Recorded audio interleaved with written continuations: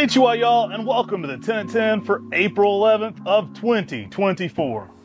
Guys, smash that like button. Make sure you're subscribed. We're MrMaple.com, that family mail order business that ships directly to your door. You'll have to check us out at 10 a.m. when these list today. All right, guys, I'm Matt. That's my brother, Tim. First up on the table, we've got Acer palmatum, Coral Magic. This thing is magical in the garden. It's got that coral pink color, and in the springtime, it's one of the brighter pinks in the garden. Yeah, this one is excellent. They're just starting to leaf out. They'll actually get to even some brighter hues. Some early morning sun will even pick those colors up brighter. This one is a showstopper. You're going to love it. Another one I think I would recommend for some of the bonsai guys who are waiting on DeSojo and a few of those others to come out. This would make a fun pairing for something like that in a bonsai setting. Makes a great landscape tree as well. I think you're going to love Coral Magic. Really cool. Now, don't be confused, not a coral bark. This isn't going to have bark interest to it. The color is for the spring interest. This tree makes a nice mid-sized tree, 6 to 8 foot in 10 years, making it an easy tree for many people to enjoy, especially when in the spring, when this thing rocks it out in the early spring. It's going to look like no other tree in the garden. All right, that one's going to work zones 5 through 9. One of our most requested trees to bring more of this spring were Stewartia. So we're bringing back Stewartia monadelpha, the orange bark Stewartia. Now, this is one of my favorite Stewartias. It has this exfoliating bark that gives a unique winter interest out in the landscape. It sort of has this peeling effect with tan, orange, brown, and sort of like this gray color. It is an outstanding specimen out there in the landscape and garden. Stewartia are such cool plants. They have so many different interests to them, from blooms to bark interest to fall color. This one can have some orange fall color. Sometimes I've had some red. Incredible blooms though. I like to think of them as almost the perfect plant. You can get bark like a crepe myrtle going on, and some incredible flowers on this. Now this is going to work zone 6 through 8, an incredibly durable plant. Now the monadelpha has done particularly well in zone 8 as well. Yeah, make sure you give it good drainage. And Stewartias, once they've been planted out in the landscape, they don't like to be moved. So put them out in the landscape with great drainage, good organic matter when you're planting, and then let them sit there. Don't change around the yard a bunch of times. That typically stresses out a Stewartia. Yeah, they don't like to be bare root once in leaf, that is for certain. Next up, guys, we've got a small dwarf coming back to MrMaple.com, Acer palmatum Pixie. A lot of those fairy gardens been waiting on a Pixie. This one is incredible, y'all. I love the pink reds this one gets. Some outstanding shades, especially even on the secondary flushes in the summer. It's a deep maroon, but you get some bright pink red flushes on top of that. Really a nice mid-sized tree, typically at only around 6 to 7 foot, even in 10 years, making it smaller in stature, but absolutely a showstopper for the color. For a lot of people, this is going to be the perfect upright red Japanese maple for a small spot. And for a red upright, it kind of has some of the most layering effects as it matures out. I mean, you can almost, not really, but you can get more of that Makawa-like habit on Pixie, which is very attractive on a red Japanese maple. I've had people ask in Facebook photos, is that a Makawa? Yeah. Because it's so tightly layered. So really nice on that density, bright scarlet red fall color. This one's going to work zones 5 through 9. And that mid-sized shape really makes it perfect for containers, for small area gardens. If you're looking for a beautiful upright red and you don't have a ton of space, Pixie may be the perfect plant for you. I know when we would do the garden shows in the early spring and load up a huge 30-foot trailer, and then like a tractor? Not a tractor trailer, but a 30-foot trailer. They're pretty big. Had to get my CDLs for that. CDL 52 foot's only the big ones. This is 30 foot. So we'd fill it full of Japanese maples, take it to a garden show, and Pixie was always one of our most popular trees in the early spring because it is that more brighter picked up red, that sort of that's just bright, almost pink red kind of color out there in the garden. People walk to it, they're attracted to it, and it's a tree that's going to show off in the garden. You're going to love it. Grab you an Acer palmatum Pixie today. Pair it with some gold. How about some Van Essen's gold, y'all? Now, Van Essen's gold leafs out as a gold bronze, and it has this really nice Matsumuri style foliage to it, a really nice upright habit, with that bronze color returning again during the summer. This one will fool you. It's a heavy Matsumuri. It's not an upright lace leaf. Many people would almost throw this in that Seiryu kind of category because it looks like a lace leaf. Really just huge leaf to this one. Now, if you're giving this one some sun, you're going to get more of that bronzing to golden. Really gives it a cool color to it. I absolutely love what this one does. Medium size upright around that 6 to 8 foot range as well in 10 years. Looks incredible. Very multi-stem, very bushy, very full in its habit to it. I think you're going to love this one. It has a very elegant approach. And for many people, it's going to give that essence in the garden of an upright lace leaf. And the reason that's important, because it gives this soft feel, this soft texture in the garden that just adds this extra elegance to a Japanese maple. Everyone loves Japanese maples, and then when you see something like this with these heavily divided lobes just blowing in the wind, it just adds that extra feel in the garden, that extra essence. It's going to give you just that happy feel that, hey, I'm really enjoying my garden today. Get happy, y'all. It's an awesome tree. That one's going to work zones 5 through 9, and it does particularly well in that zone 8 sun. A lot of people have been waiting on this one to get back in stock. We've got a decent set. They do sell out fairly quickly. This was our #1 tree in our countdown, spoiler alert, for the Buchholz introductions. We got Japanese Princess back on the table, y'all. Japanese Princess is one of Talon Buchholz's best introductions, in my opinion. Now, this is a small dwarf. It's one of the first Makawi Yetsubusa variations that not only is variated on the actual foliage, you get this amazing pink color on it, but the foliage itself also twists and curves on the small dwarf. And so it's very unique, not only just the colors, but the texture and the leaf itself. Yeah, this one's a fun, compact dwarf. One of the smaller Japanese maples that we grow at typically around 2 to 3 feet, even in 10 years, by about 3 feet wide. It's a compact form of Makawi Yetsubusa. Now, if you're growing this one in extreme suns, you're going to be more neon pink. If you're growing this one in a lot of shade, you're going to be pink with some kind of blonde highlights. You can get some swirling going on this one. It actually has a little bit of variegation to the foliage, so you'll see some slight variegation speckles in there from time to time. Really a fun plant. Now, as these have matured, we found out that a lot of these will start to develop some cork bark characteristics to them as well. So the very old ones are having more of a corky bark to them. Really a fun plant, essential, quintessential for the container garden. This one's going to look great in a patio planter. They just look amazing in really any setting. You can put this one in the ground or in the patio planter, and it's just going to look outstanding. Perfect maple for the small conifer garden because you want something that's going to give you a lot of high drama but not take up a lot of space in a miniature conifer garden. You know, Japanese Princess is going to do that in waves and give you incredible spring color. Yeah, I mean, for a small tree in the garden, this is an amazing plant. For a Makawa variation with pink on it, it's a spectacular plant. It's a tree you're going to love, and you're going to love more and more as this tree grows and becomes more beautiful with age. Think you're going to grab them today? They're going to go out quick. Now, guys, Japanese Princess. We've got an open house coming up on Memorial Day. We just got through our last open house, and we've got another one coming up this Memorial Day. Get excited. We're going to have more details coming on MrMaple.com. Some big secret reveals coming. Some huge secret reveals. New plants getting released for the very first time. Pay attention to the Mr. Maple Friends group. Pay attention to our lives. And also check out all the details on MrMaple.com. We'll have more details. Go to the website. Check out the open house for Memorial Day. We always have that on Memorial Day Monday, guys. Now, I don't know if you've been noticing, but every time we've been going live, we've been giving away free plants. So Mr. Maple Live equals a free tree. Get in there. You'll find out how to win in the live.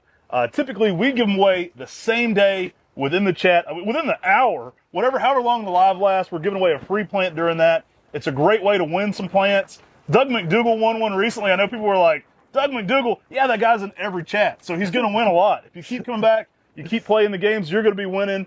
So definitely be checking out whenever we go live. Might surprise you with a few Monday lives or Friday lives. Be ready for those. So guys, Pung Kil, this is such an awesome tree. It's got a deep, dark maroon. It's one of the darkest black-red colors of any of the lunar lobums. A strong, upright habit. And this lunar lobum, just unique leaf. It's just a strap leaf that just dangles down from the branches. This one has some of the darkest bark as well. So you get that chocolatey colored bark, that dark foliage. It gives it an overall color that's just incredible. This is my favorite tree to pair with yellow threads because you get that, insane contrast going on. Smaller in size, typically around 6 foot in 10 years. This one works great in a container. I love it for a smaller lunar lobulum that's going to bring intense color. Guys, this one really shows out. Now, you've heard me say before, some of my favorite plants for the Asian garden aesthetic are lunar lobulums because you get that essence of bamboo, you get that open, whimsical feel to them, but you don't get those roots for bamboo. You get a Japanese maple with 4 seasons of interest. You get a majestic, more beautiful plant in my opinion, and you get everything you like about that whimsical, open, airy feel. Just screams relax at me. It screams relax time. Now, this was a Japanese maple that was selected and named in Chilipo Arboretum in Korea. And so Japanese maples are found all around the world. This is such a cool tree out there in the landscape. Pung Kil is actually one of the guys' names that actually was in charge of the Arboretum. But it does mean a gentle breeze. It does mean a gentle breeze or windswept kind of thing. And that's what you get with this. When a gentle breeze comes by and blows this in the wind, it's exquisite. It just screams in my face to relax. Classic Ginkgo biloba coming back. Now, many of you'll be asking, Ginkgos are late to leaf. So a lot of your beeches right now and a lot of your Ginkgos haven't leafed out. They're some of the last things to leaf here. We're in Western North Carolina, Zone 6B. Don't be afraid if your Ginkgos haven't leafed, if the buds look healthy. That's perfectly normal. In fact, you're right on the right time frame. We actually leafed out late this year for once, which was excellent. Guys, up on the table, we've got Ginkgo biloba Beijing Gold. Now, sometimes when this tree leaves out, you can get a complete yellow across the tree. And then chlorophyll starts coming in from the base of the leaf all the way to the edges, giving it almost variegation by mid to late spring. It is electric, but that's not even really the variegation we talk about when we talk about Beijing Gold. The summer growth, new growth flushes have like a zebra white stripe on the new growth flushes, which is really special. I've taken this tree before to garden shows and I've had to ask people to line up. We were at a garden show. In fact, I'm so cheap, I've got the same tablecloths I had. So we had these deep maroon tablecloths. I was down in Augusta, and I probably only had 15 Beijing Golds, and I had a run on them. Like 20 people got in there. They're like, I need these. And so we literally were like, please form a line in order you were here. One per customer, and I'll serve everybody I can.